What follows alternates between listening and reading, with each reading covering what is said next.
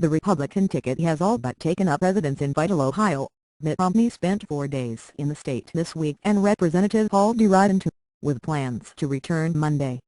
Ohio, which 2 weeks ago seemed to be slipping from Mr. Romney's grasp, has become a tighter contest, according to polls released late last week. The Republicans' barnstorming was in response to state leaders who pressed Mr. Romney to help turn out voters. As Mr. Romney and Mr. Ryan charted separate paths on Saturday, they tailored messages to each region. "Thank you for trying verbose. This recording will go away once the product has been purchased." Mr. Ryan promising the return of manufacturing in the industrial Northeast, Mr. Romney defending coal jobs on the banks of the Ohio River in the South. Mr. Romney, who has never drawn the throngs typical of President Obama's 15,000 turned out to hear the president at Ohio State University early last week, has seen his crowds swell to some of the largest of his campaign, and he aimed an offhand barb at Mr. Obama. On Saturday, "His campaign is about smaller and smaller things and our campaign is about bigger and bigger crowds. Mr. Romney, thank you for trying verbose. This recording will go away once the product has been purchased," said at an outdoor rally on the campus of Shawnee State University. In Portsmouth, on the western edge of Ohio coal country, Mr. Romney raved an attack that the Obama administration threatens jobs and energy independence by excessive environmental regulation. "We've got 250 years of coal, it could be burned cleanly," he said. This president, when he was running for office, said if you want to build a new coal plant you can, but if you do, you'll go bankrupt. In the same speech, he attacked the president for directing $90 billion in "thank you for trying verbose. This recording will go away once the product has been purchased." Government support to green energy companies, but called for a local uranium enrichment plant to have the most modern technology. The plant, American Centrifuge, has sought a $2 billion loan guarantee from the Department of Energy, which has balked, although it provided $88 million this year. Mr. Ryan appeared in Youngstown, an industrial city once known for its steel mills, where he focused on how Romney's White House would help support manufacturing. He said the country had lost over 600,000 manufacturing jobs since Mr. Obama was elected. "You know, we thank you for trying verbose.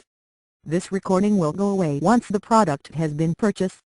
Come from similar areas," Mr. Ryan said. "Please know we want to get these manufacturing jobs back here.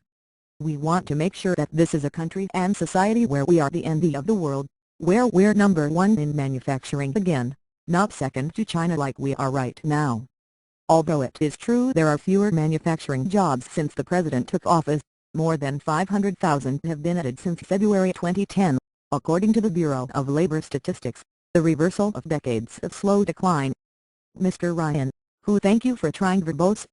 This recording will go away once the product has been purchased," spoke to supporters at Youngstown State University, used a PowerPoint presentation to lament the rising national debt and tipped off a list of manufacturing plants that had closed in his home state of Wisconsin, including a General Motors plant in Janesville, his hometown. "We know what it's like to lose manufacturing jobs," Mr. Ryan said. "We know what it's like when the factories that provided great livelihoods for generations are gone." Mr. Ryan has been criticized by fact-checkers for suggesting Mr. Obama was somehow responsible for the plant's closing, since it largely shut down "thank you for trying verbose. This recording will go away once the product has been purchased." In December 2008, before the president took office. During his campaign that year, Mr. Obama promised to pursue policies to save plants like Janesville. Although he bailed out the auto industry, over Mr. Romney's objections, the plant in Mr. Ryan's hometown remains closed. Mr. Ryan missed no opportunity to emphasize his local ties.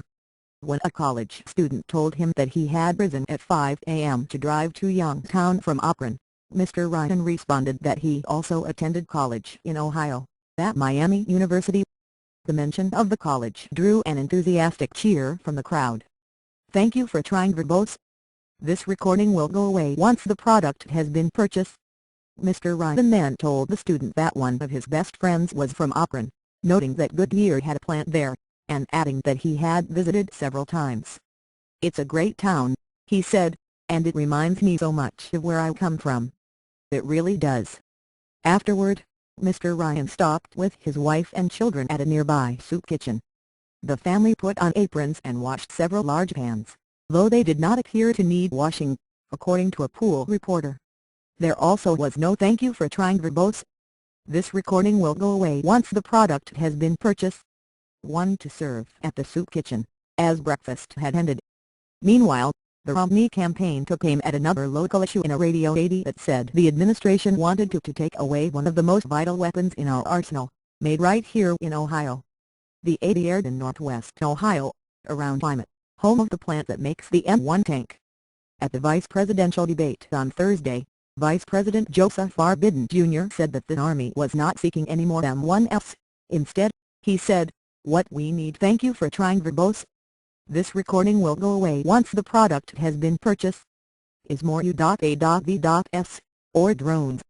Mr. Ryan and Mr. Romney appeared together on Friday evening in Lancaster, a picturesque community in central Ohio, where their outdoor rally took place as the sun set and thousands amassed downtown. It turned out there was a very local angle as well. "It's good to be back," Mr. Romney said. "And you may say, I don't remember seeing you here before. But I was here a long time ago." He explained, "My very first assignment at my first job as a consultant fresh out of thank you for trying verbose." This recording will go away once the product has been purchased.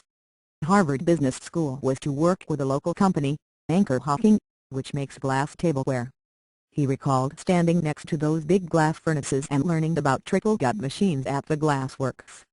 "It's good to be back," he said, acknowledging the timeless truth that all politics, M1 tanks or glass casseroles, is local.